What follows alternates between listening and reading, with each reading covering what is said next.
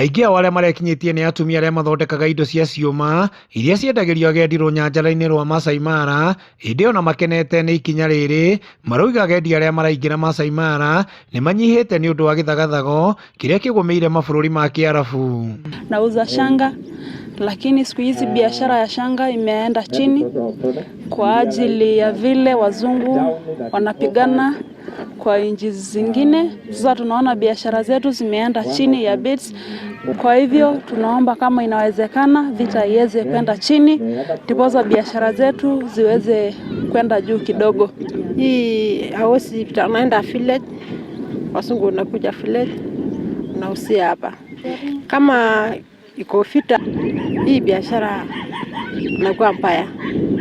Hawezi pata kitu, unakaa bila. Raitieto na Ururi ũrĩa wanjĩrĩirie gũthondeka keki hakuhĩ na rũnyanjara rwa Masai Mara agĩtũgĩria bangi kuona nĩ aramũkĩrire 250,000 akiuga nĩ cikũmũteithia kũgũra macini iria atararĩ nacio cia gũthondeka keki mwena wa Tarek.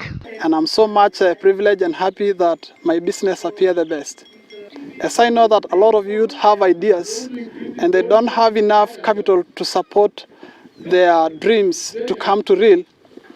Let's just continue with the same spirit, because I have also been trying many times in many competitions. Thank you so much NIM Bank for your help, for your support. Umwe wa arĩa mararĩ atuithania kĩhĩtahĩtano-inĩ kĩu, Jackson Roseia kuma Matrust augĩte Akenya aingĩ mena iheo nyingĩ cia ũrĩa mangĩanjĩrĩria mawĩra na macindano ta maya nĩ ma bata. Nake mũrũgamĩrĩri wa I&M Naomi Cheresi akiuga manjĩrĩirie mũbango ũyũ nĩgetha kũhũra njeki arĩa mena iheo cia kwanjĩrĩria biacara cia indo iria marethondekera. The impact that I think today it will go beyond what we have done interview as judges is that the exercise of courage that those people have come with, men and women who will come and face both white and black men, people who are really successful in business and propose their ideas to us.